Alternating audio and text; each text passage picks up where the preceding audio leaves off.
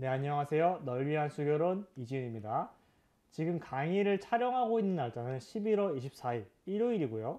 바로 어제 11월 23일 날 임용고시 1차 시험이 모두 끝이 났습니다.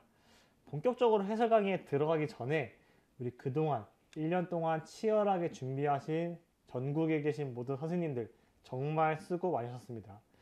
그 시간들 동안 무너지지 않고 꿋꿋이 공부를 해 나갔다는 것만으로도 이미 선생님께서는 정말 대단한 사람이고 멋있는 사람입니다.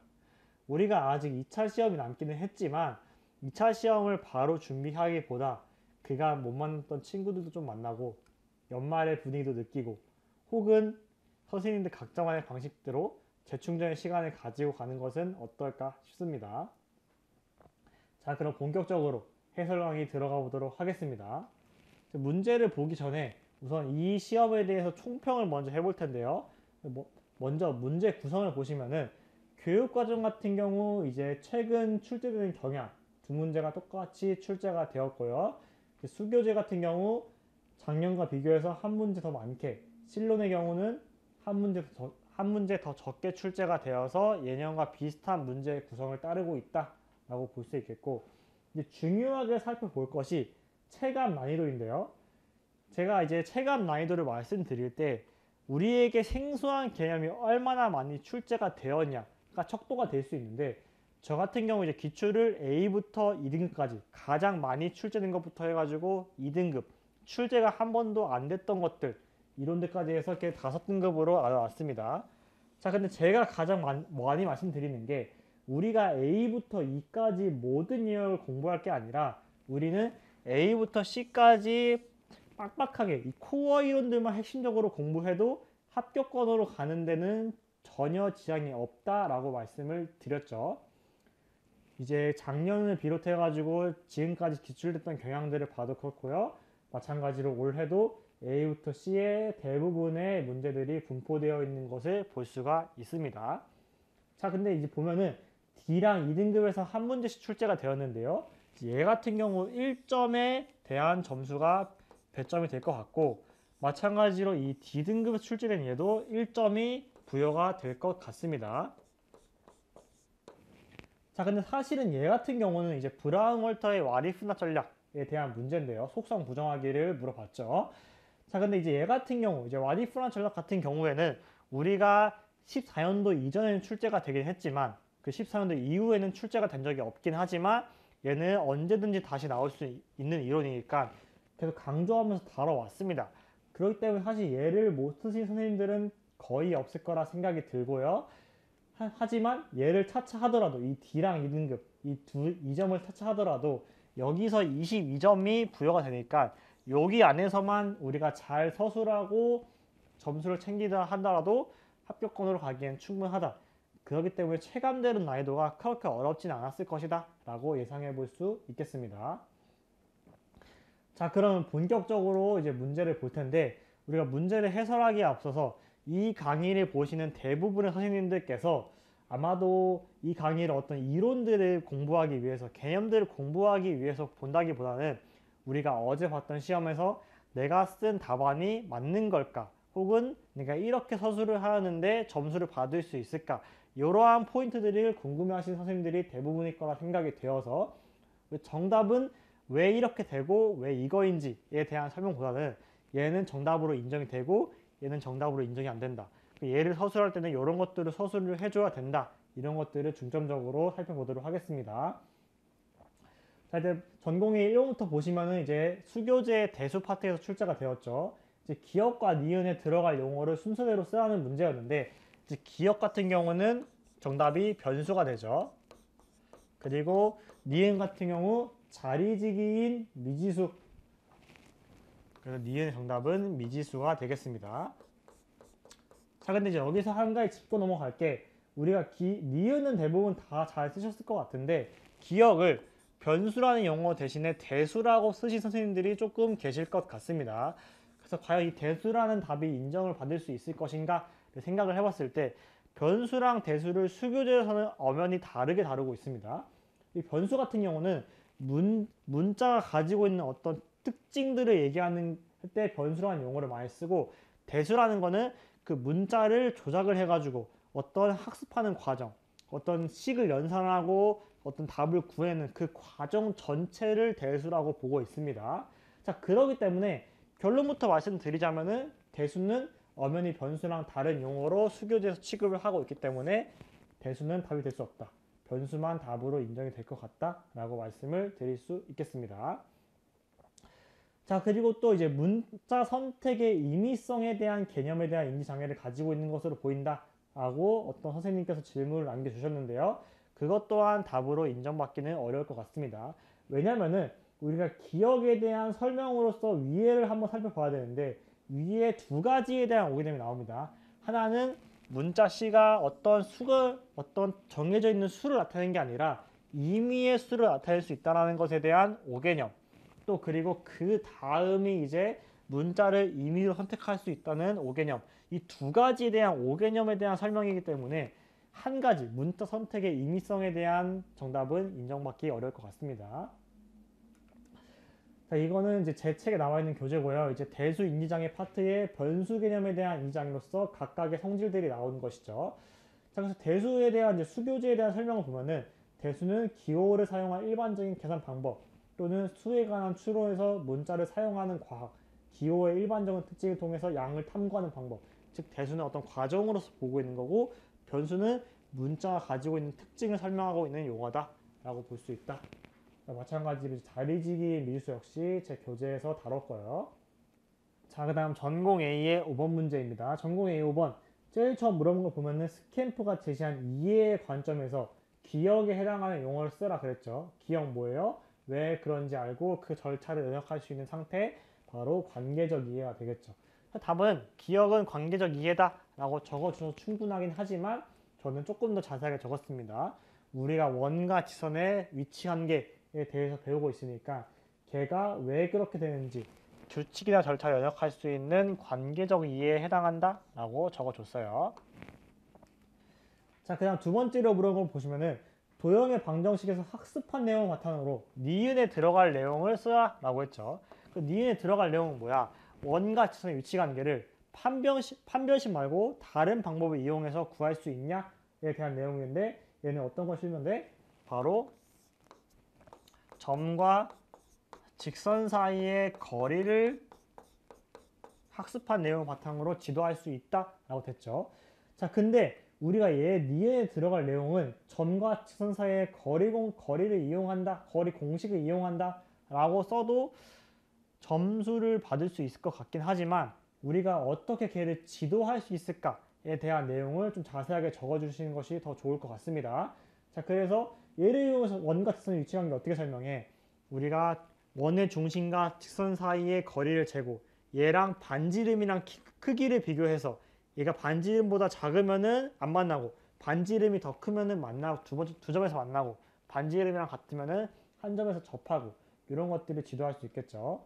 그래서 모범답안에 보시면은 도형의 방정식 파트에서 배운 원과 직선 사이의 거리를 학습한 내용을 바탕으로 원의 중심과 직선 사이의 거리와 원의 반지름의 크기를 비교하여 구하게 할 수 있다, 학습시킬 수 있다 라고 적어 주었습니다. 자, 그 다음에 이제 세 번째 마지막으로 보면은 디귿에 해당하는 개연적 추론 유형을 쓰라고 했는데, 자, 지금 디귿에 보면은 학생의 추론을 유도하는 적절한 발문을 준비해 보겠습니다 하고 그 위에 보시면은 어떤 내용이 들어가 있냐면은 위치 관계를 도출하기 전에 학생들이 그 방법을 추론해 보게 하는 것은 어떨까요? 하면서 2차 함수의 그래프와 직선의 위치 관계를 배웠으니까 얘를 통해서 스스로 원과 직선 사이의 판별식을 추론해 보게 하라는 거죠. 얘는 지금 뭐야? 우리가 2차 함수 개념을 바탕으로 2차 함수 개념을 바탕으로 위치 관계에 대해서 배웠어. 이때 어떻게 했어? 판별식을 통해서 이용을 했단 말이야. 판별식을 통해서 이미 위치 관계에 대해서 다룬 적이 있단 말이야. 근데 우리가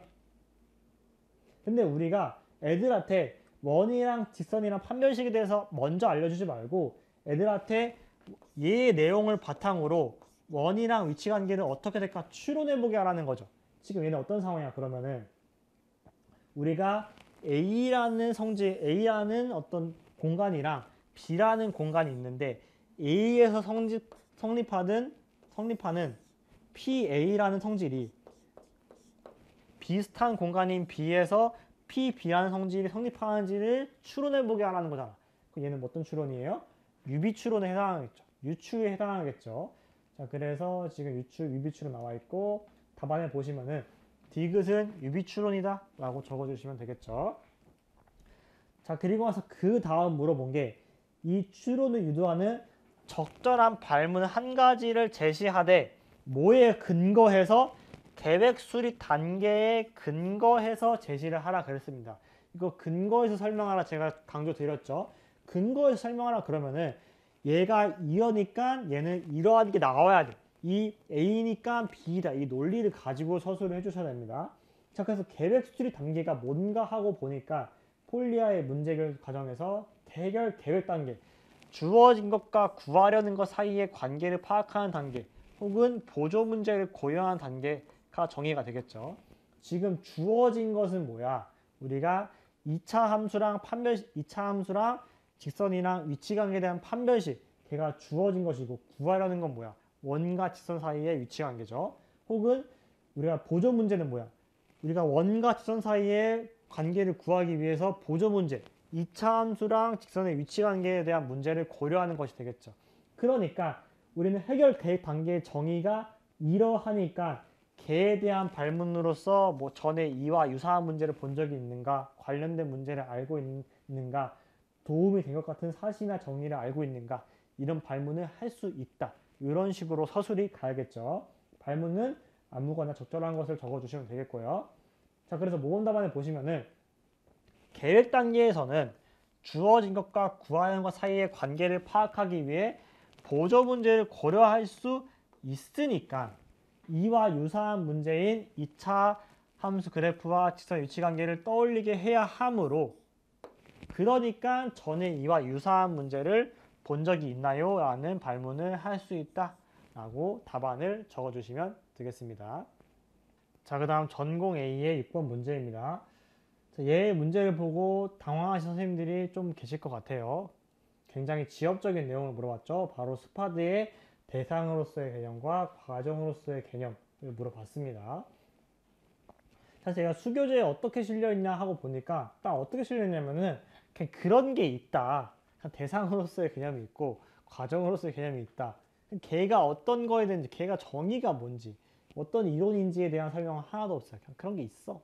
알고 있어. 이렇게 물어봤는데, 그래서 당연히 물어본 것도 그냥 그 용어 알고 있니?에 대해서 딱 물어봤습니다.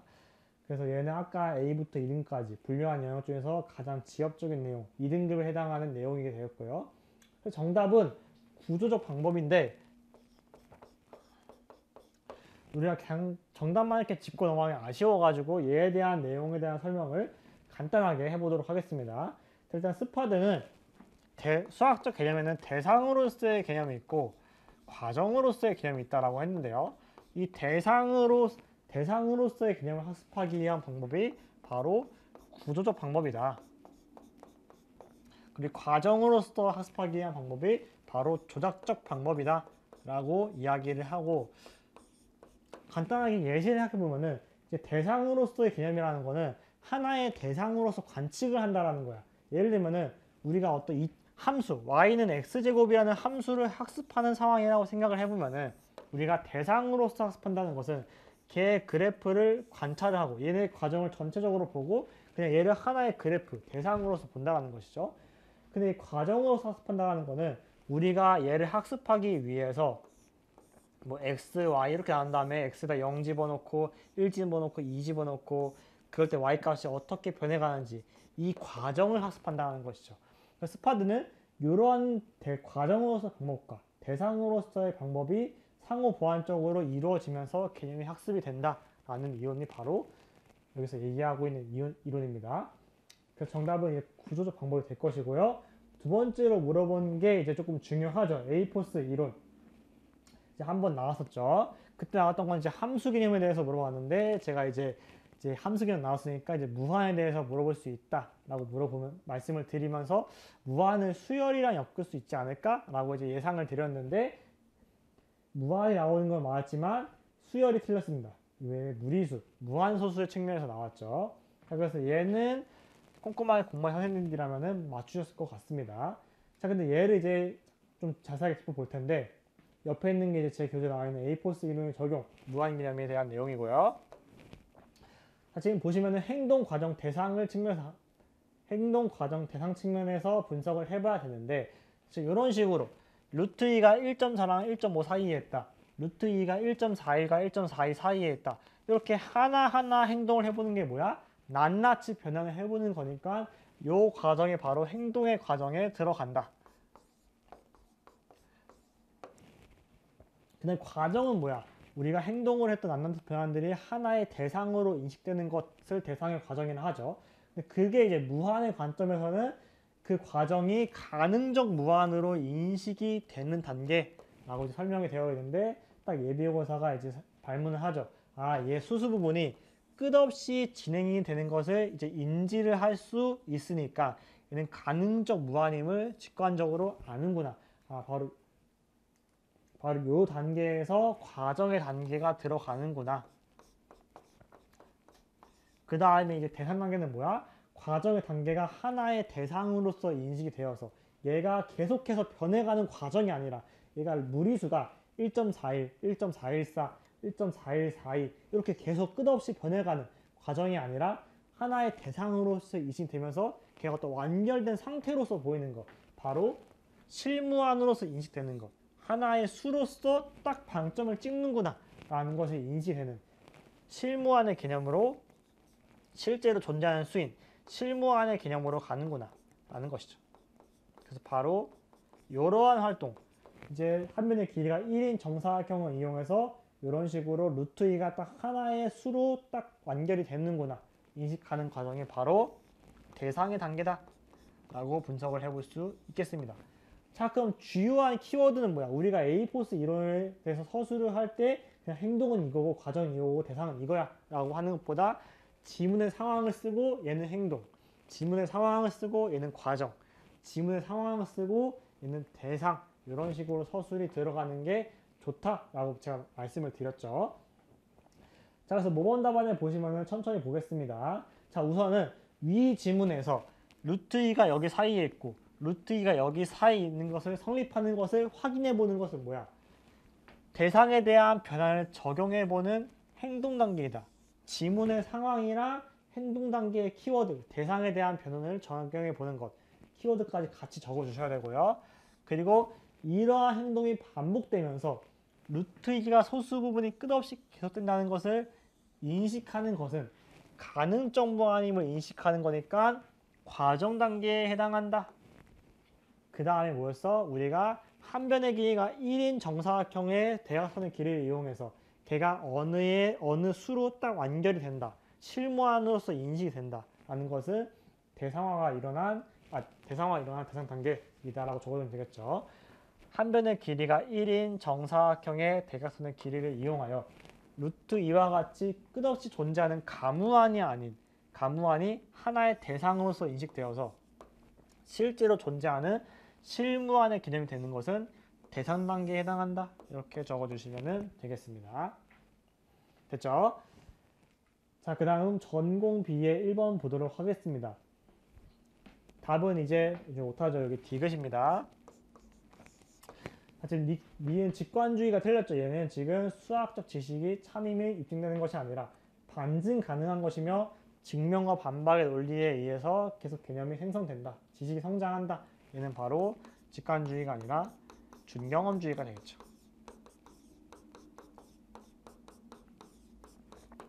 자, 그 다음 또 물어본 게 이제 다해서 얘는 뭐야?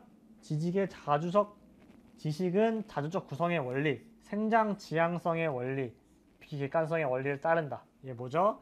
형식주의가 아니라 급진적 구성주의가 되겠죠. 급진적 구성주의. 그래서 급진적 구성주의는 잘 적어주셨을 것 같은데 이제 준경험주의를 오류주의라고 이제 적으신 선생님들이 조금 계실 것 같습니다. 자, 그래서 오류주의가 답으로 인정될 수 있을까? 특징에 대해서 말씀을 드리면은 오류주의는 답으로 인정될 수 있을 것 같습니다. 왜 그러냐면은 엄밀하게 얘기하면은 오류주의랑 중경험주의는 엄밀하게 달라요. 오류주의는 이제 포퍼가 제시를 한 거고 그 포퍼의 오류주의를 바탕으로 조금 더 관점을 전환하면서 성장시킨 게 중경험주의예요. 포퍼의 오류주의는 지식이라는 거는 반증 가능성이라는 것을 가지고 있어야 한다. 그 지식의 특징에 대해서 설명을 한 것이고요. 중경험주의는 지식이라는 건 반증 가능성을 가지고 있으니까 이 반증을 계속 해나가면서 지식에 성장한다.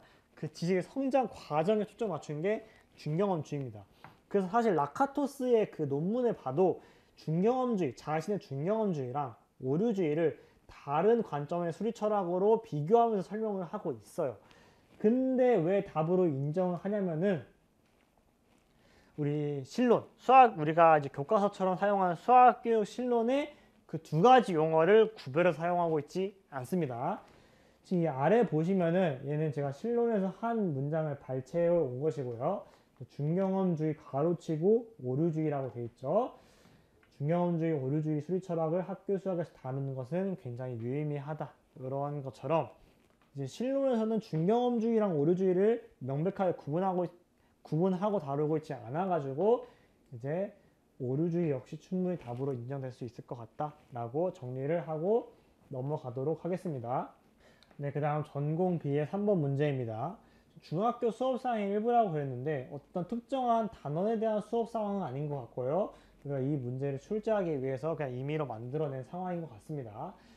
제일 처음 물어본 걸 보시면은 기억에 들어갈 김교사의 구체적 발문을 한 가지 적으라고 하면서 그 다음에 나온 학생을 보니까 2n 플러스 1로 나타낼 수 있어요 라고 했죠. 그러니까 지금 우리가 위에서 했던 활동들을 바탕으로 얘가 일반화를 시킨 거죠. 근데 이제 김교사가 이제 그렇다고 해서 일반화를 시켜라 이런 용어는 이제 중학교의 수업 상황에는 적절하지 않으니까 뭐 규칙을 찾을 수 있니, 기호를 이용해서 표현해 볼 수 있니 이런 발문들이 좋겠죠. 자, 그래서 답안에 보시면은 적절한 발문은 일반화된 식을 유도해야 하니까 우리가 관찰한 내용을 바탕으로 규칙을 찾으면은 조각의 수를 기호로 이용해서 표현해 볼 수 있을까요? 이러한 발문을 적어주시면 되겠습니다. 뭐 특정한 답이 있는 건 아니고요. 뭐 규칙을 찾아볼 수 있을까요? 관찰한 내용을 바탕으로 기호로 표현해 볼 수 있을까요? 다 답으로 인정받을 수 있습니다. 자, 그럼 다시 돌아가서 브라운 월터가 제시한 만약 그렇지 않다면 어떻게 될까? 와리프나 전략을 이야기하고 있는 거죠. 리을에 해당하는 단계를 쓰라고 했죠. 자, 리을을 보니까 밧줄이 C자 형태가 아니라 S자 형태로 놓여지면 어떨까? 자, C자 형태라는 거는 이 문제의 속성인 거죠. 문제에서 밧줄이 C자 형태로 놓여져 있다. 근데 그러한 속성을 부정해서 S자 형태로 바꾼 거니까 속성 부정하기 단계가 되겠습니다. 자, 그 다음 마지막으로 미음의 학습자가 형성하기를 기대하는 식을 쓰라고 했는데 학습자가 형성할 수 있는 식은 뭐야? 3n 플러스 1이 되겠죠.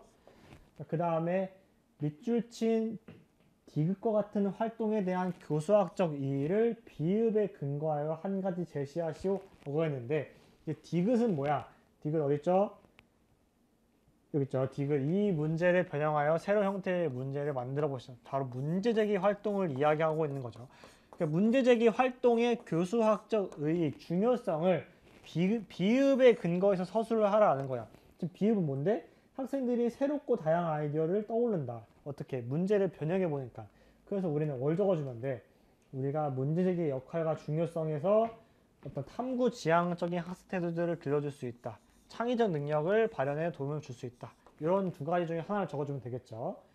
답안에 보시면은 디귿과 같이 문제를 변형해보는 문제제기 활동은 비읍과 같이 학생의 새롭고 다양한 사고를 촉진시키니까 탐구 지향적인 학습 태도를 길러줄 수 있다. 그러한 의의를 가진다 라고 적어주시면 되겠습니다. 자, 그 다음 전공 B의 4번 문제입니다. 이제 자료와 가능성, 통계 영역에서 출제가 된 부분이고요. 작성 방법에 보시면은 우리 새롭게 자료와 가능성 영역에서 새롭게 추가된 성취 기준을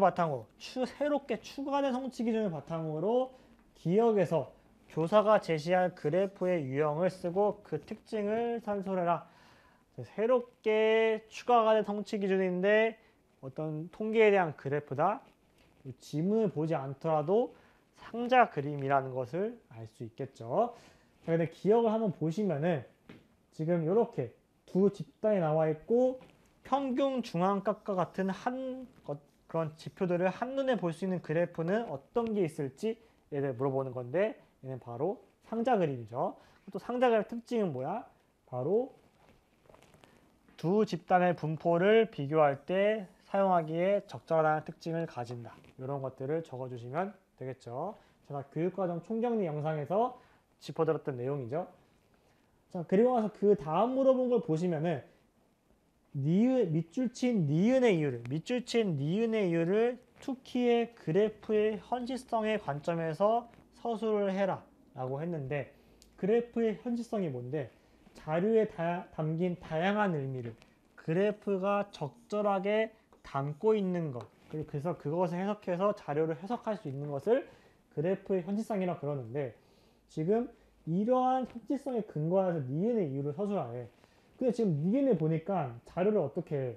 자료를 큰 변화를 발견하지 못한다. 자료를 해석하고 있지 못하다라는 거죠.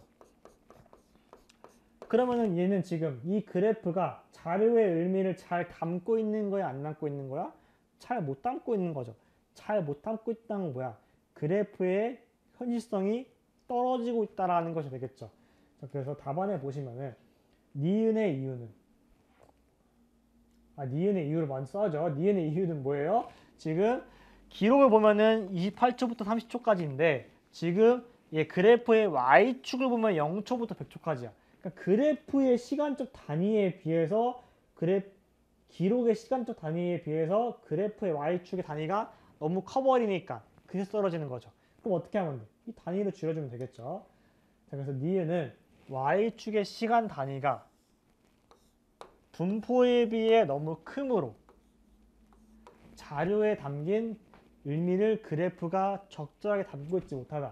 그래서 그래프의 현실성이 떨어지는 상황이기 때문이다 라고 적어주시면 되겠습니다. 그러니까 이유랑 그래프 현실성이 왜 떨어지고 있는지에 대한 설명을 적절하게 적어주셔야 되는 거겠죠. 자, 그 다음 물어본 거 보면 이에 대해서 교사가 제공할 수 있는 적절한 피드백을 제시해라. 그럼 적절한 피드백은 뭐가 있겠어? 단위가 너무 크니까 Y축을 너무 넓게 잡아놨으니까 이 Y축을 좁게 잡으면 되겠죠.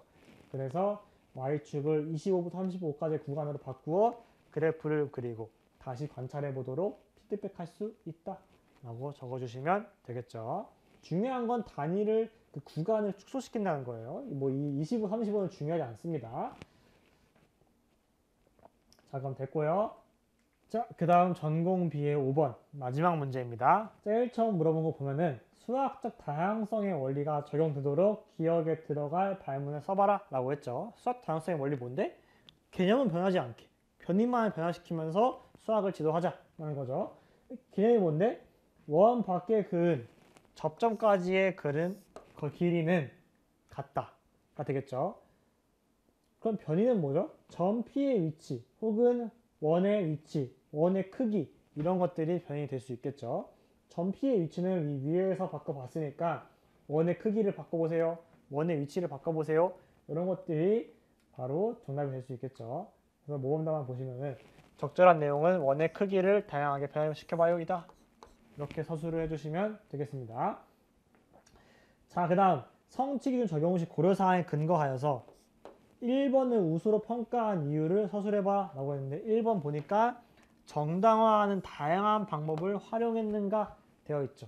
얘는 지금 어떤 항목에 대한 내용인 거야? 바로 본인의 성질을 이해하고 정당화하는 방법은 이러한 방법들을 사용할 수 있다가 되겠죠. 자, 근데 지금 지문에 보시면 어때? 점 P의 위치를 변화시키면서 관측을 해보게 하고 있고 관측을 통해서 이러한 성질을 정당화하게 보게 할 수 있고 그 다음에 공학적 도구를 이용해서 얘를 연역적으로 증명하는 활동을 하고 있죠. 그렇기 때문에 이 성취기준 적용 시 고려사항에서 관찰이나 실험을 통한 확인 그리고 증명 등 다양한 정당화 방법을 활용하고 있으므로 얘를 우수로 평가할 수 있다. 이렇게 서술해 주시면 되겠죠. 자, 1번에서 우수로 평가한 이유는 수업에서 예비 교사가 관찰이나 실험을 통한 확인, 그리고 증명 등 다양한 정당화 방법을 활용하여 이러한 성질을 정당화하고 있기 때문이다. 이렇게 서술해 주시면 되겠죠. 자, 이 성취기준 적용식 고려사항, 얘를 하나로 통으로 적을 필요는 없습니다. 얘를 제시하시오 라고 물어본 게 아니라 얘를 그냥 근거해서 서술을 하라고 하기 때문에 이 성취기준 적용식 고려사항의 대표적인 키워드들만 잘 서술을 해주시면 되겠습니다. 자, 그 다음 물어본 게 지금 교수학습 방법 중 교수학습 방안에 근거해서 지도교사가 이번 항목을 우수로 평가한 이유가 되는 교수학습 방안 유형을 쓰라 그랬어요. 지금 이번 보니까 수업에서 적절한 교수학습 방안을 활용했는가, 적용했는가? 교수학습 방안 많죠. 뭐 설명식 교수, 토익토론학습, 프로젝트, 수학적 모델링, 놀이 및 게임, 탐구학습 맞는데 여기서 적용된 거 뭐예요? 바로 탐구학습이 되겠죠. 자, 그리고 그 특징을 설명할 거야. 탐구학습의 특징이 뭔데? 개념 원리 법칙을 발견하고 구성하는 교수학습 방안으로 스스로 타당하는 것의 중요함을 인식하게 할 수 있다. 교육과정 내용을 적어주시면 되겠죠. 자, 근데 여기서 끝나는 게 아니라 얘를 탐구학습 말고 선생님들이 많이 헷갈렸을 포인트 중에 하나가 바로 이렇게 탐구학습 대신에 프로젝트 학습 얘로 적은 선생님들이 꽤 있으실 것 같습니다. 근데 결론부터 말씀을 드리면은 얘는 답으로는 인정되기는 어려울 것 같습니다. 이유는 뭐냐면은 프로젝트 학습이라는 건 뭐야? 학생 스스로 주제를 설정하고 해결을 계획하고 걔를 실행하는 과정을 통해서 결론을까지 도출하는 이러한 과정이 다 녹아있는 게 프로젝트 학습인데 지금 수업상에 보시면은 학생 스스로 주제를 설정하나요? 아니죠. 교사가 지금 먼저 제시를 하고 있잖아요. 교사가 이러한 성질에 대해서 추론해 보자. 그렇다면 학생 스스로 계획을 하고 있나요? 풀이를 계획하고 있나요? 아니죠. 교사가 지금 뭐 측정값을 비교해 봅시다. 이렇게 해봅시다. 확인해 보세요. 어떻게 될까요? 이러한 발문 등을 통해서 유도하고 있죠. 학생 스스로 계획하고 있는 게 아니에요. 그렇기 때문에 프로젝트 학습이 될 수가 없다라는 것이죠. 또 프로젝트 학습은 굳이 따지자면 아까 통계 여기서 요게 프로젝트 학습이 될 수 있겠죠. 학생 스스로 탐구 주제를 설정하고 탐구 방법을 생각한 다음에 자료 수집하고 실행해보는 이러한 것이 바로 프로젝트 학습이 되겠죠. 전공 B의 5번 이 활동은 탐구 학습에 더 가깝다라고 정리해 볼 수 있겠습니다. 자, 이렇게 해서 뭐 다 이제 모든 내용을 다뤘고요. 이렇게 해서 수학 경로 2025학년도 해설 강의가 끝이 났습니다. 자, 제가 이제 강의를 했는데요. 이제 분명히 선생님들께서 다양한 답안을 적으셨기 때문에 이 강의만으로도 충분치 못할 수 있다라고 생각이 듭니다. 그래서 유튜브 댓글이나 혹은 제 네이버 블로그 질문 게시판에 댓글로 이런 건 답으로 인정받을 수 없나요? 이렇게 서술하면 답으로 인정될까요? 이런 질문을 남겨주시면 제가 확인하면 바로바로 답변을 드리도록 하겠습니다. 정말 1년 동안 수고 많으셨고요. 내년에 교단에서 뵙겠습니다. 감사합니다.